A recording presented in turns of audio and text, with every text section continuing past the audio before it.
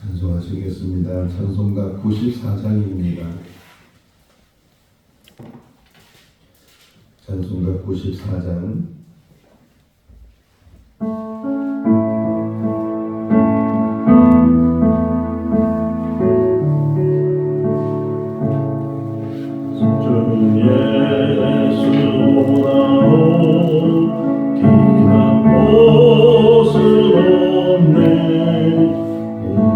세상 부귀와 바꿀 수 없네. 영죽을 내 대신 돌아가신 그 놀라운 사랑 잊지 못해. 세상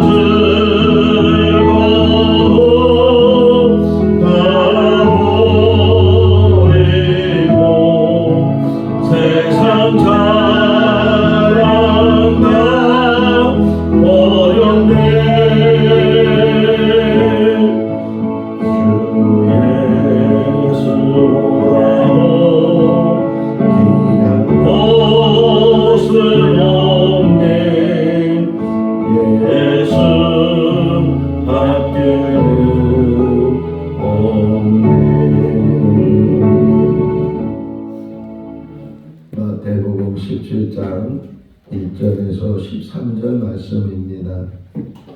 마태복음 17장 1절에서 13절 말씀. 엿새 후에 예수께서 베드로와 야고보와 그 형제 요한을 데리시고 따로 높은 산에 올라가셨더니 그들 앞에서 변호되사 그 얼굴이 같이 빛나며 옷이 빛과 같이 이어졌더라. 그때에 모세와 엘리야가 예수와 더불어 말하는 것이 그들에게 보이거늘 베드로가 예수께 여쭈르되 주여 우리가 여기 있는 것이 좋사오니 만일 주께서 원하시면 내가 여기서 초막셋을 모세를 위하여 하나는 엘리야를 위하여 하리이다. 말할 때에 후련히 빛난 구름이 그들을 덮으며 구름 속에서 소리가 나서 이르시되 이는 내 사랑하는 아들이요 내 기뻐하는 자니 너희는 그 말을 들으라 하시는지라. 제자들이 듣고 엎드려 심히 두려워하니 예수께서 나와 그들에게 손을 내미시며 이르시되 일어나라 두려워하지 말라 하시니 제자들이 눈을 들어 보매 오직 예수 외에는 아무도 보이지 아니하더라. 그들이 산에서 내려올 때에 예수께서 명하여 이르시되 인자가 죽은 자 가운데서 살아나기 전에는 본 것을 아무에게도 이르지 말라 하시니 제자들이 물어 이르되 그러면 어찌하여 서기관들이 엘리야가 먼저 와야 하리라 하나이까. 예수께서 대답하여 이르시되 엘리야가 과연 먼저 와서 모든 일을 회복하리라. 내가 너희에게 말하노니 엘리야가 이미 왔으되 사람들이 알지 못하고 임의로 대우하였도다. 인자도 이와 같이 그들에게 고난을 받으리라 하시니 같이요. 그래서야 제자들이 예수께서 말씀하신 것이 세례 요한인 줄을 깨달으니라. 아멘. 할렐루야. 아멘. 도미노 게임이라는 것이 있죠. 막대기 같은 거를 쭉 세워서 다 세운 다음에 제일 먼저 있는 그거를 하나 넘어뜨리면 그것이 계속 연쇄적으로 넘어져서 마지막까지 넘어지는, 또 도미노 게임 대회도 있어서 국내 대회도 있고 더 나가서는 세계 대회도 있는데, 그렇게 큰 대회일수록 도미노 세우는 막대기의 숫자가 더 많이 늘어나요. 뭐 개인이 할 때는 한 수백 개 정도 세울 수도 있고 또 많으면 수천 개 정도 세울 수도 있는데, 더 큰 대회에 나가게 되면 수만 개를 이제 세워서, 그리고 이제 시작이 되면 그 첫 번째를 무너뜨리면 쫙 하면서 그냥 그것이 막 한 길로 가다가 두 길로 가다가 위로 가다가 떨어지다가 막 그렇게 여러 가지 이 형태를 이제 취하면서 그 도미노 넘어지는 그런 게임을 하게 되는데, 그런데 그거를 하기 위해서는 먼저 해야 될 일이 뭐냐면 세우는 일이잖아요. 처음부터 시작을 해서 어떻게 이제 구상을 딱 한 다음에 그리고 그것을 이제 실제적으로 세우는 거예요. 그래서 마지막까지 다 세우고 난 다음에 그리고 나서 그 게임에 참여를 하게 되는데, 혹이나 그것을 막 세우는데 수만 개를 세워 나가는데 마지막에 그 몇 개가 남았는데 그 마지막 몇 개에서 그만 실수로 하나를 탁 넘어뜨렸어요. 그게 그냥 이제까지 세운 것이 그냥 계속 넘어져 가면서 다 그게 넘어지면 그 세웠던 사람이 얼마나 황당하겠어요. 낙심하게 되고, 야 이거 언제 또 다시 세우냐, 뭐 그런 생각도 가질 수 있는데, 말씀을 늘 묵상하면서 그 도미노 게임이 다 생각이 나요. 에덴 동산에서 하와와 아담이 살고 있다가 하나님 말씀을 불순종해서 결국 그들이 그 에덴 동산에서 쫓겨날 때부터 하나님께서는 인간을 구원하실 그런 계획을 세우시고, 그리고 마침내 하나님이 사람이 돼서 이 땅에 오셨고, 또 십자가를 통해서 마지막 예수님이 하신 말씀 중에 하나가 뭐예요? 다 이루었다, 이렇게 말씀하셨어요. 이게 꼭 도미노 게임 같아요. 그러니까 에덴 동산에서 사람이 쫓겨나서부터 하나님께서는 다시금 그 사람을 이제 구원시킬, 다시금 그들을 회복시킬 그런 계획을 가지시고 이제 그 모든 것들을 이제 준비하시고, 그리고 마침내 예수님이 이 땅에 오셔서 그 준비한 구원의 역사를 예수님을 통해서 이루었는데, 그 얼마나 많은 기간이겠어요. 또 사단이 얼마나 많이 방해를 하겠어요. 하나님께서는 구원하려고 그렇게 애를 쓰시고 사단은 그 구원을 막으려고 그렇게 힘써서 방해하고, 그런 일들을 계속 방해하는 일들이 얼마나 많이 있어요. 그런 과정 속에서 지금 이 역사가, 구원의 역사가 이루어져 가고 있다. 우리가 복음서를 읽으면서 마침내 예수님이 오셨다는 건 이제 마지막 부분. 이제까지 구약의 역사 속에서 그 모든 것들을 하나님이 다 준비를 하시고 이루시고 계속 그것을 쌓아 나가시면서 마침내 예수님이 오셨고, 그 오신 예수님이 마침내 공생의 삶을 사시고 마침내 예수님께서 이 땅에 오신 목적을 이루시기 위해서 예루살렘에 올라가셔서 십자가에서 죽으시는 그런 장면까지 우리가 생각해 볼 때, 오늘 이제 17장에 나오는 이 변화되는 모습, 이 모습은 이제 마지막 부분에 가서 더 예수님이 얼마나 중요하시는지. 요즘 우리가 가지고 있는 성경이 참 좋아요. 성경에 보면 소제목들이 다 붙어 있고, 또 예수님의 말씀은 또 다른 색깔로 이렇게 구별해 있고 하는 것들을 보게 되고, 제목만 있는 게 아니고 그 제목 밑에 보게 되면 다른 복음서에도 이 내용이 있다, 그거를 설명해 주고 있잖아요. 우리 17장 보면 거기에 마가복음 9장에도 이 이야기가 있고 누가복음 9장에도 이 이야기가 있다 하는 것을, 그러니까 복음서가 4개 있는데 그 4개 복음서 중에 예수님이 변화되는 모습이 세 복음서에, 마태, 마가, 누가복음에는 이 예수님의 변화되는 모습을 이제 기록하고 있다. 내용은 같은 내용이지만 표현적으로 보게 되면 좀 다른 표현들도 있게 되고, 또 마태복음에 없는 이야기가 또 누가복음 9장을 보게 되면 두 가지를 이제 좀 비교해 볼 수 있는데, 하나는 산에 올라가는 건 똑같이 기록이 되어 있어요. 여기서도 높은 산에 올라가시다 이렇게 기록이 되어 있고, 누가복음에도 산에 올라가셨는데 누가복음에는 산에 올라가시는 목적을 하나 딱 써놨어요. 뭐라고 써놨냐면 기도하기 위해서.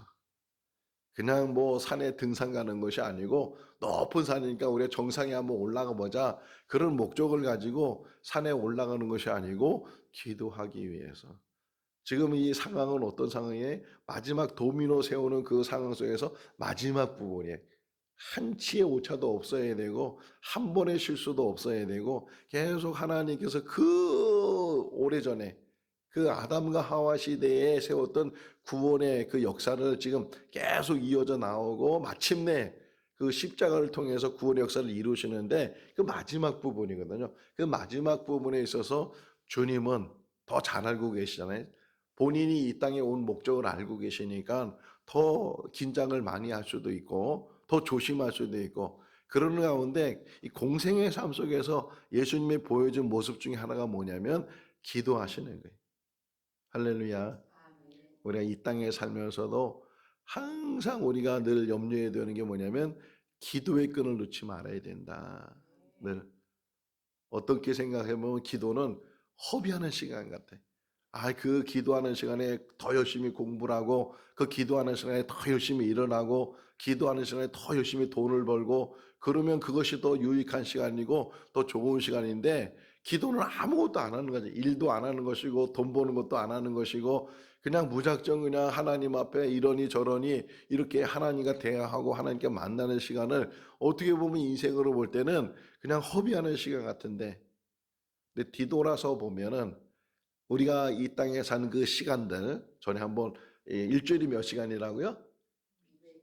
168시간, 168시간이라고 말씀을 드렸는데, 그 일주일에 168시간을 우리가 어떻게 사는가 생각해보면 제일 많이 쓰는 게 뭐냐면 잠자는 시간이잖아요. 뭐 8시간 자는 사람도 있고 6시간 자는, 어쨌든 잠자는 시간 많이, 또 일하는 시간 많이. 그러다 보니까 그 나머지 시간을 가지고 우리가 신앙생활하고 그 나머지 시간 가지고도 또 기도하는 시간을 이렇게 따져보면, 우리가 매일 기도한다고 하고 새벽에 나서 기도한다고 하고 또 밤에 기도한다고 하지만 실제로 우리 인생 속에서 기도 시간이 얼마나 있는가. 어제도 말씀드린 것처럼 3.1 운동에 대해서 말씀을 드렸는데, 정말 우리 인생에 우리가 생각의 전환을 가져야 되는데, 그 생각의 전환 속에서 우리가 생각해야 되는 게 뭐냐면 기도 시간만큼 중요한 시간이 없다. 이런 전환이 있어야 돼. 내 인생 속에서 기도하는 시간만큼, 기도하면서 내 삶을 사는 것만큼 더 중요한 시간은 없다 하는 것을 깨닫게 될 때, 그때부터 기도가 깊어지게 되고, 그때부터 하나님과 깊은 만남 속에서 기도가 이루어진 줄로 믿습니다. 제가 목사잖아요. 그리고 목회를 좀 오래 했잖아요. 그런데도 뒤돌아보면 참 부끄러운 목사인데, 부끄러운 목사의 일 중에 하나가 뭐냐면 기도하지 않은 목사. 목사는 무엇보다도 기도에 붙들려 있어야 되고 기도하는 시간이 더 많아야 되고, 그러는데 뭐가 바쁜지, 세상 일은 바쁘고 뭐 하는 건 바쁘고 다 바쁜데 기도하는 일에 대해서는 아깝다고 생각하고 그 시간에 다른 일 하면 더 유익한 시간이 될 수 있다고, 이런 착각 속에서 우리가 정말 놓치는 것들이 기도하지 않는 거예요. 지금부터라도 우리가 다시금 무엇보다도 내 인생 속에서 기도하는 시간이 제일 중심에 있고, 주님이 그러셨거든요. 지금 누가복음에서는 산에, 높은 산에 올라간 이유 중에 하나가 기도하시기 위해서 올라가셨다고. 그리고 정말 기도하셨. 누가복음의 표현은 이렇게 표현되어 있냐면 기도하는 중에 변화되세요. 할렐루야. 기도하는 중에 놀라운 황홀한 역사들이 일어나게, 기도하는 장에 우리 인생 속에서 놀라운 변화는 기도 속에 있다. 기도하는 중에 내 기도가 어느덧 응답이 되고 내 기도가 어느덧 하늘에 상달이 돼서 하나님이 들으시고 응답하시고, 솔로몬이 1,000번제를 드리니까 꿈에 하나님이 나타나서 내가 너한테 무엇 주기를 원하느냐, 그러니까 저에게 선한 마음을 주시고 분별력을 주시고 정말 백성들을 잘 올바로 인도할 수 있도록, 판결할 수 있도록 그런 걸 요구하니까 그 다음에 나오는 문장이 어떤 문장이냐, 하나님 마음에 들었다는 거예요. 기도도 기도한다고 되는 것이 아니고 하나님 마음에 들어야 되잖아요. 오늘 새벽에도 제가 기도하면서 한 가지만 붙들고 기도했어요. 하나님, 정직의 영으로 함께 해주십시오. 정직한 자가 되게 해주세요. 인간이 얼마나 거짓되고 얼마나 위선되고 얼마나 속이고 가장하고 그런 것들이 우리 인생 속에, 목사라고 해서 이 거짓이 없는가? 정말 더 거짓이 많고 부끄러움이 많고, 여기 지금 예수님께서 마지막 장면 속에서 이제 우리에게 계속 보여주는 게, 틈틈이 보여주는 것이, 무슨 시간이든 한잔 주님께서는 기도하셨다. 그런데 누가 뭐 또 하나 표현이 뭐가 나오냐면, 주님이 기도하는 중에 제자들은 그 3명 데리고 갔잖아요. 왜 3명만 데리고 갔을까? 그런 우리가 의심도 가질 수 있는, 이왕이면 12명이 다 올라가서 예수님의 변화된 모습을 다 보면 더 좋을 텐데, 아니 12명뿐만 아니라 그 많은 사람들, 수천 명 수만 명이 있을 때 예수님이 변화돼서, 그래서 예수님이 어떤 그 정말 황홀한 모습들을 사람들에게 보여줬으면 더 많은 사람들이 그것을 증인하고 더 많은 사람들이 그것을 목격해서 더 많은 놀라운 역사를 이룰 텐데, 왜 굳이 예수님은 그 12명도 아니고 그 12명 중에서도 3명만 데리고 가셨을까? 좀 의구심이. 그것도 베드로, 야고보, 요한, 뭐 다른 사람은 제자가 아니겠어요? 다른 사람은 어떻게, 예수님은 야유로 집에 갈 때도 이 3사람만 데려가, 특별히 또 따로 이렇게 3사람만 데려가는데, 또 그중에 야고보는요, 사도행전에 보니까 일찍 순교를 해. 헤롯에 의해서 일찍 죽게 돼. 아니 그런 놀라운 목격을 한 사람이면 좀 오래 살게 해서, 그래서 그것을 더 많이 증거하고 더 많이 증언할 수 있도록 그래야 되는데, 참 우리 인간으로 볼 때는 이해하지 못하는 일들이 참 많이 있는데, 그런데 나중에 시간이 흐르고 나중에, 그래서 뭐 어떤 무디한테 그렇게 물어봤다잖아요. 아니 천국에 가면 뭐 이렇고 저렇고 뭐 이런 일들 이 그거 하는데 이거 어떻게 된 거냐고 물어보니까, 직접 물어보시라고. 직접 물어보시라고. 우리가 이해하지 못한 일들이 잘 일어나는데, 그럼에도 불구하고 뜻이 있고 더 우리보다 깊은 생각 속에서 그 모든 일들을 이루시는 줄로 믿습니다. 중요한 거는요, 1명이 아니고 3명이 될 것 같다는 의미 중에 하나가 뭐냐면 증인의 숫자예요. 증인의. 한 사람으로는 증인이 될 수 없고, 모세법에 세워진 게 2사람 이상, 2사람, 최소가 2사람이에요. 그리고 3사람. 그렇다고 12명을 다 들고 왔으면, 좀 요 하나 보세요. 9절 말씀 한번 보실까요? 9절 읽어볼까요? 그들이 산에서 내려올 때 예수께서 명하여 이르시되, 살아나기 전에는 본 것을 아무에게도 이르지 말라. 신신당부한 것 중에 하나가 이 산에서 경험했던, 산에서 보았던 그 황홀한 그런 일들에 대해서 함부로 말하지 말라는 게, 어느 때까지 주님이 십자가에서 죽으셨다가 다시 살아날 때까지는, 최소한의 그때까지는 함구하고 있으라는 거예요. 근데 사람들은 그러지 못하잖아요. 뭘 보면 막 얘기하고 싶고 누구한테 전해주고 싶고 뭐 들은 얘기 있으면 금방 또 다른 사람에게 전하고, 그게 우리들이잖아요. 혹이나 12명 다 될 거나 더 많은 사람들 데리고 가게 되면, 그러면 도미노 이야기로 다시 돌아가면 그것이 하나의 또 빌미가 돼서, 그것 때문에 이 마지막까지 잘 세워놔야 되는데 그 마지막 하나가 흔들리게 되고 잘못 놓여지게 되고 그것 때문에 다시 계속 무너지게 된다면, 이제까지 구원의 역사를 이루는 그런 역사를 한순간에, 우리 인생도 마찬가지예요. 60을 살든 70을 살든 80을 살든 항상 우리가 조심해야 되는 게 마지막 부분이에요. 이 마지막 부분에 쏟아버리고 마지막 부분에 무너뜨리는 일들이 얼마나 많이 있는가. 예수님은 너무 조심스러워. 지금 이제 막 이제 정말 구원의 마지막 단계의 역사를 이루어 가야 되는데 혹이나 이 말 때문에. 그래서 예수님은 12를 다 12 안에 누가 또 포함되어 있어요? 가룟 유다가, 아직까지 가룟 유다가 포함되어 있다는 거예요. 그 일에 대해서 주님은, 그러니까 인간이 생각하지 못한 것까지도 주님은, 하나님은 생각하시고 그 모든 일들을 이루어 가시고. 어쨌든 이 세 사람이 올라갔는데 누가 보면 뭐라고 표현됐냐면 잠들어 있었다는 거예요. 잠들어. 한번 누가복음 볼까요? 누가복음 9장 32절 말씀. 참 주님의 마음과 제자들의 마음이 얼마나 다른가 하는 것들은 32절 누가복음 9장, 같은 이야기 속에서 좀 다르게 표현하고 있는 것들이에요. 32절 읽어볼까요? 베드로와 및 함께 있는 자들이 깊이 졸다가 온전히 깨어나 예수의 영광과 및 함께 선 두 사람을 보더니, 그 제자들의 상태가 어떤 상태라고요? 깊이 잠들어 있었다. 왜? 피곤하니까. 피곤하잖아요. 낮에 그렇게 밖에서 일을 하고 그다음에 밤에 자야 되는데 쉬어야 되는데 또 기도한다고 예수님께서 또 데리고 올라가셨으니 얼마나 피곤했어요. 겟세마네 동산에서 마찬가지잖아요. 마지막 만찬을 하신 다음에 습관을 따라서 감난산에 가셔서 겟세마네 동산에서 예수님께서 정말 이제 곧 십자가의 사건이 일어날 것을 아시니까 간절한 마음으로 기도하시잖아요. 그러면서 제자들한테도 너희도 깨어 있어라. 돈 들지 만큼 예수님 혼자 가셔서 기도하시는데 와보니까 다 자고 있잖아요. 한시도 깨어 있지 못하느냐. 마음은 오는데 육신이 연약하다. 그렇게 말씀하시면서 지금 변화산에 올라가서도 지금 주님은 기도하시기 위해서 간절함으로 마지막 그 사명을 감당하기 위해서 준비하기 위해서 기도하고 계시는데, 제자들은 그 뜻을 모르니까, 주님의 마음을 모르니까, 육신이 피곤하니까 깊이 잠들었다는 게, 그 잠드는 그런 과정 속에서 갑자기 빛이 비춰지게 되고, 그러니까 얼마나 놀라겠어요. 다 깨어가지고 보니까 아니 기도하시는 주님이 갑자기 모습이 다시 여기 2절 말씀에 보게 되면 변형됐다는 게, 변형됐다. 할렐루야. 여러분, 우리의 모습이 죽은 후에 변형될 줄로 믿습니다. 주님 오실 때 변형될 줄로 믿습니다.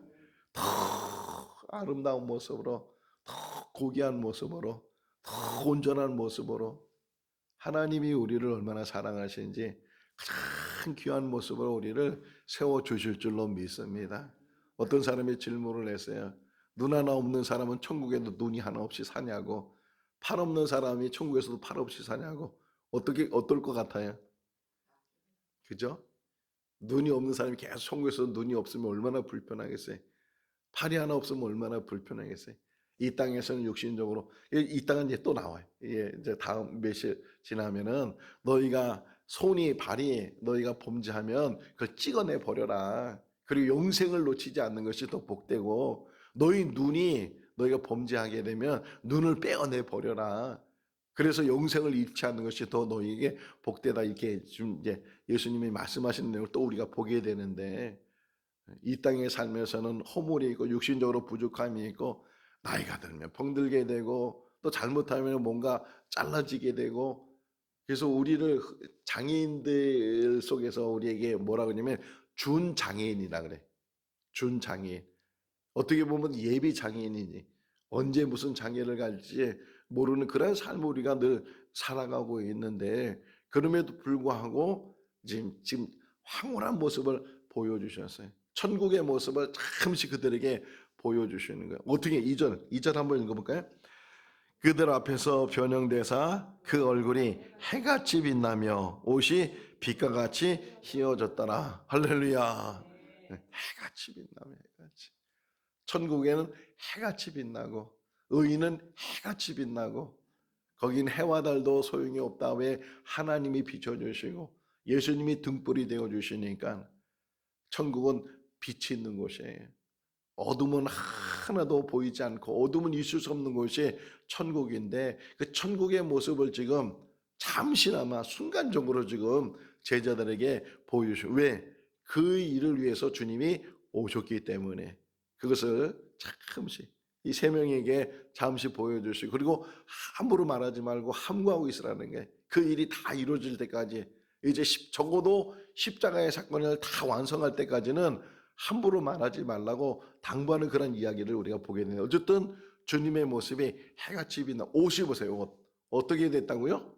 마가복음에서는 세탁한 것 중에서 그렇게 흰 옷이 없다는 게 아무리 빨래를 해도 그렇게 희게 빨래 요즘 뭐 빨래하는데 뭘 넣으면은 뭐 잘 휘어진다고 그런 선전도 하고 그러는데 그보다 더 근데 요한계시록에 보니까 그 흰 옷 정말 흰 세마포를 우리가 입게 될 텐데 그 흰 세마포는 무엇으로 빠져나야 돼요? 무엇으로 해결되느냐? 주님의 보혈로. 예수님의 피는 무슨 색깔이에요? 빨간색이잖아요. 그런데도 그것으로 그 세탁을 하면 그것으로 옷을 빨게 되면 그보다 더 흰 옷이 없다는 거예요. 오직 우리를 천국으로 인도하실 분은 예수님이시고 그분의 보혈인 줄로 믿습니다. 청함을 받은 사람은 많지만 택함을 받은 사람은 적다고 하는데 그 말이 앞에 나오는 이야기 중에 하나가 뭐냐면 이제 많은 사람이 잔치에 왔어요. 근데 임금님이 이렇게 보니까 어떤 사람들이 예복을 안 입었어. 너희들 왜 예복을 안 입었느냐? 그러니까 예복이 없다는 거예요. 그래서 그들이 쫓겨나는 이야기가 나와요. 청함은 받은 사람이 많은데 택함은 받은 사람이 없다, 적다 이렇게 말씀하고 있는 것. 여러분 우리에게도 이 흰 세마포가 준비되어 있을 줄로 믿습니다. 주님의 보혈로 주님의 보혈. 이 세상에는 그렇게 멋진 옷을 입지 않고 비싼 옷을 입지 않고 유행되는 옷을 입지 않는다 할지라도 옛날 생각해 보면 지금도 가난하게 살지만 옛날 생각해 보면 여러분들 다 그런 경험이 있을 거예요. 양발을 그냥 버리지 않았어요. 꼬매고 또 조각 잘라서 거기다 밑에 대고 뒤꿈치는 계속 떨어지니까 그냥 저희 어머니가 그 구멍 이만큼 떨어지면 안 버리고 요즘은 요만큼 구멍만 있어도 다 버려 사람들 다 버리고 뭐 새 양발 신는다고 참 우리가 너무 좋은 세상에 지금 살고 있는데 그렇게 떨어진 양발을 신고 떨어진 그러한 옷을 입는다 할지라도 뭐 여기 꼬매고 뭐하고 흥부를 보세요. 흥부한 놀부 속에서 흥부를 보면 다른 옷을 입고 그런 인생을 산다 할지라도 우리는 하나님이 예비하시는 정말 무엇보다도 비교할 수 없는 그런 세마포가 우리에게 준비되어 있는 줄로 믿습니다. 이 땅에서 입는 것, 먹는 것, 사는 것 이것 때문에 고민하거나 이것 때문에 걱정하지 않고 다 천국을 바라보면서 그 예비하신 그 천국에 이게 비딩이에요. 우리는 천국을 바라볼 수 있기를 바랍니다. 이 교회들마다 또 생건 진천교회가 천국을 자랑하고 천국을 이야기하고 다 우리가 가야 될 곳이 어디예요? 천국이잖아요. 결국은 뭐 먼저 가고 나중에 가는 사람 그 차이뿐이지 다 우리가 가야 될 것이 천국인데 그 모습을 지금 이 변화산에서 예수님이 보여주시는데 거기서 끝나는 것이 아니고 또 제자들이 보니까 예수님이 혼자 계시는 것이 아니고 다른 두 사람하고 같이 이야기를 나누고 있어요. 근데 느낌에 제자들의 느낌이에요. 뭐 자기들이 뭐 이게 통성명을 한 것도 아니고 내가 누구라고 말한 것도 아니고 그냥 느낌에 보니까 한 사람은 모세고 한 사람은 엘리야였다. 느낌에 그렇게 늘 이렇게 들은 이야기, 구약에 들은 이야기 있잖아요. 모세가 어떻게 여러분 예수님 어떻게 생겼을까요? 예수님 잘생겼어요? 못생겼어요? 하가들이 다 잘생기게 썼으니까 우리가 천국 가서 예수님 못 찾을지도 몰라. 그냥 잘생긴 사람만 예수님 얼굴 그 모델 했던 사람들만 이사해 보니까요 볼품이 없다는 게 볼품이 없다. 어떤 면에서는 이 땅에 오셔서 뭐 영화 배우러 온 게 아니고 모델로 온 게 아니고 인류를 구원하시기 위해서 오셨는데 그럼에도 불구하고 어쨌든 우리가 늘 느끼는 게 있잖아요. 예수님의 모습을 느끼는 것. 그런 걸 느끼는 저 배너를 며칠 전에 또 봤거든요. 이게 보니까 배너가 나오더라고요. 배너가 이제 끌려가는 장면 속에서 나사렛을 지나가요. 나사렛. 그 나사렛에서 너무 목이 마른데 로마 군인 물을 안 주는 거예요. 그 사람만 물을 안 줘. 배너한테만 물을 안 주고 다른 사람 끌려가는 사람 물을 주는데 근데 예수님이 그 배너한테 물을 줘요. 얼굴은 안 나와. 얼굴은 안 나오는데 배너가 막 처음에는 목이 마르니까 물 마시다가 이제 좀 목이 갈증이 해소되니까 자기한테 물을 준 사람을 딱 쳐다보는 거예요. 쳐다보는 순간에 멈췄어요. 쳐다보는 순간에. 그리고 계속 끌려가면서도 계속 마지막까지 계속 얼굴은 그분을 향해서. 근데 뒷모습만 나와. 뒷모습만 이렇게 나오는데 천국에서 우리가 그분을 만나게 될 줄로 믿습니다. 어쨌든 이 두 사람이 나타나는데 보니까 한 사람은 모세 같은 사람이고 한 사람은 엘리야 같은 사람이 지금 예수님하고 이야기를 나누고 있어요. 흔히 우리 이걸 해석할 때 모세는 율법의 대표, 율법을 쓴 사람이고 엘리야는 선지자의 대표적인 인물이다. 다시 말하면 이 두 사람은 구약의 대표적인 인물들이다. 구약에 있는 그리고 신약에 있는 예수 그리스도, 구약과 신약이 만나고 말씀이 만나고 그 모든 것들이 이루어지는 어쨌든 여기에 이렇게 만났는데 베드로가 볼 때 너무 그것이 황홀하고 여기가 천국이다. 여기가 정말 여기가 우리가 살아야 될 곳이다. 그러면서 베드로가 뭐라 그래? 4절 말씀에 여기다 초막셋을 집시다. 소막셋을 제 의견인데요. 여기다 세 개를 하나는 주님을 위해서, 하나는 모세를 위해서, 하나는 엘리야를 위해서 여기다 초막 세 개를 집시다. 베드로 너무 황홀하니까, 너무 행복하니까 할렐루야. 천국은 행복한 곳이에요. 천국은 황홀한 곳이에요. 정말 우리가 생각이 요만치면 실제는 이거에 1000배, 10,000배가 천국이에요. 우리가 확실히 깨닫지 못하고 알지 못하고 보지 못하고 가보지 못하고 그러니까 막연할 수도 있지만 천국에 하나님께서 얼마나 아름다운 것을 얼마나 완벽한 것을 하나님이 만들어 두셨겠어요. 지금 베드로가 그것을 경험하면서 여기가 좋습니다. 여기다 세 개의 집을 짓고 그리고 주님을 위해서 모세를 위해서 엘리야를 위해서 여기다 살면 좋겠습니다. 그렇게 말하는 순간에 갑자기 구름이 확 덮이는 거예요. 영광의 구름이잖아요. 확 호련히 구름이 확 덮이면서 거기서 소리가 들렸다는 거예요. 우리 한번 읽어봅시다. 5절 말씀. 말할 때에 호련히 빛난 구름이 그들을 덮으며 구름 속에 소리가 나서 이르시되 이는 내 사랑하는 아들이요 내 기뻐하는 자니 너희는 그 말을 들으라 하시니라. 할렐루야. 소리가 들렸어요. 이는 내 사랑하는 자요 내 기뻐하는 자니라. 이것이 언제 또 한번 들렸었죠? 세례 받을 때. 요단강에서 세례 요한에게 예수님이 세례 받고 나서 물 위에 올라오시니까 하늘에 소리가 들려요. 비둘기같이 성령이 임하시면서 이는 내 사랑하는 자요 내 기뻐하는 자다. 다시 한번 증거해줘. 어떻게 보면 한번 묵상했어요. 새벽에 오늘 이 말씀을. 세례 받을 때는 공생의 시작이잖아요. 이제 곧 십자가 사역을 이제 예수님이 감당하실 때 이제 공생의 마무리 단계에 들었을 때 다시금 확인시켜주고 다시금 증언하는 거예요. 두 번씩이나 처음에 시작할 때 이제 한 번 더 소리가 들려서 다시금 내 아들이란 말이 중요해. 아들.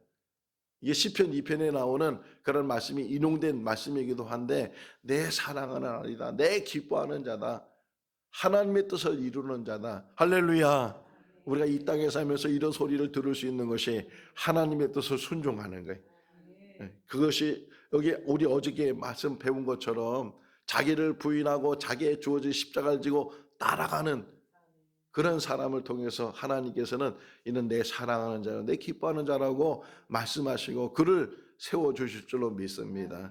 여기서는 낮아지지만 여기서는 고난당하지만 여기서는 어려움을 당하지만 그러나 하늘에서는 빛난 면류관을 받을 것이고 거기서는 인정받을 것이고 하나님이 정말 우리가 아들이 군대 갔다가 첫 휴가가 나왔어요.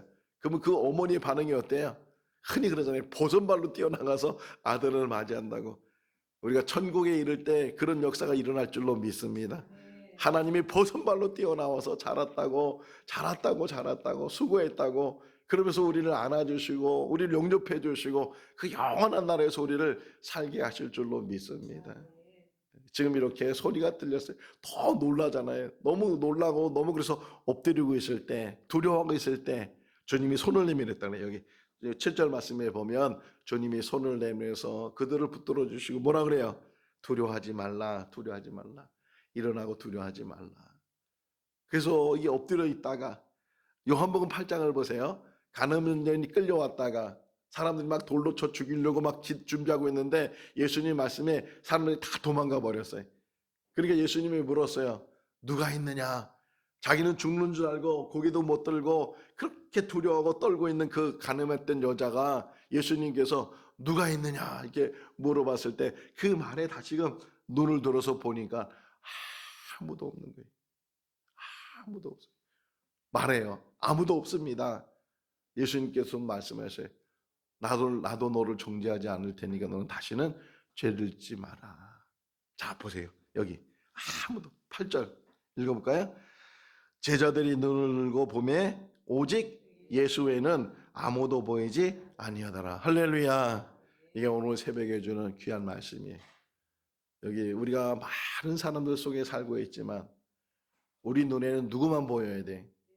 오직 예수. 오직이란 말. 오직 예수. 목사님을 봐도 목사님이 보이는 것이 아니고 예수님이 보이는 거예요. 직장에 가서 동료들을 볼 때도 사람들이 보이는 게 아니고 예수님이 보이는 거예요. 오직 예수. 내 삶 속에 오직 예수. 오직 예수. 앞을 봐도 뒤를 봐도 눈을 감아도 눈을 떠도 무엇을 해도 내가 교회에 있어도 집에 있어도 또 어느 곳에 있어도 나와 함께하는 분은 오직 예수 그리스도. 오직 예수. 우리 인생 속에서 오직 예수님이 우리를 떠나지 아니하고 심지어는 아내도 떠나고 심지어는 남편도 떠나고 12년 동안 혈루증 앓았던 여인을 보세요. 그 다 거들났어요. 재물도 다 거들나고 식구들도 다 떠나버리고 그랬던 그 여인 이제는 오직 주님만이 없다. 주님밖에 없다고 주님의 옷자락을 만졌을 때 그 병이 낫게 되고 문제가 해결되는 것처럼 우리 인생 속에서 우리의 삶을 해결할 수 있는 분은 오직 예수 그리스도. 우리 삶을 윤택하게 하고 우리 삶을 행복하게 하고 우리 삶을 사람답게 살게 하는 것은 오직 예수 그리스도. 오늘 그래서 94장 찬송을 같이 부르는 거예요. 주 예수밖에는 귀한 것이 없네. 세상이 아무리 행복하다 할지라도 아무리 불경하겠다 할지라도 그건 지나가는 것이고 있는 것 같아도 그건 없는 것이에요. 내 것 같아도 내 것이 아니. 그러나 우리에게 필요한 것은 우리에게 정말 귀한 것은 오직 예수. 그 예수만이 우리 가운데 있는 줄로 믿습니다. 내려가면서 세례 요한의 이야기도 하는데 어쨌든 이 말씀 변화되는 모습 잠시지만 천국의 모습을 보여주고 잠시지만 그러나 그 안에 가장 중심이 누구냐? 예수 그리스도. 예수 안에서 기쁨을 누리시고 예수 안에서 소망을 가지시고 예수 안에서 천국을 바라보는 우리 모두가 다 될 수 있기를 주님의 이름으로 축원합니다. 기도하겠습니다. 사랑이 많으신 하나님 아버지, 오늘도 귀한 날 주시고 생명 주시고 주님의 전을 사모하는 마음을 주시고 또 마음문이 열려서 하나님의 말씀을 귀담아 듣게 하여 주신 것 감사합니다. 하나님 아버지, 이 땅에 살고 있지만 천국을 바라보게 하시고 진정 예수님의 모습이 어떤 모습인지를 제자들이 본 것처럼 저희들도 보게 하여 주시옵소서. 얼굴은 해같이 빛났고 그 옷은 그 어떤 옷보다도 흰 옷을 입고 계시는 예수 그리스도, 천국의 모습이었고 우리의 모습인 줄로 믿습니다. 해같이 빛나는 그 천국을 향해서 한 걸음 한 걸음 나가는 우리들 되게 하시고 실족하지 않게 하여 주시옵소서. 아무리 세상이 좋다 할지라도 아무리 세상에 행복한 것 보인다 할지라도 그것은 지나가는 것이고 때로는 신기루와 같은 것입니다. 영원한 하나님 나라를 향해서 믿음으로 나가는 우리들 되게 하여 주시옵소서. 오직 예수만이 우리의 참 구주가 되시고 오직 예수만이 우리의 참 동반자가 되시는 줄로 믿습니다. 그 믿음 안에서 오늘도 주와 동행하는 복된 삶이 되게 하여 주시옵소서. 예수님의 이름으로 기도하옵나이다. 아멘. 마쳤습니다. 자유롭게 기도하시기 바랍니다.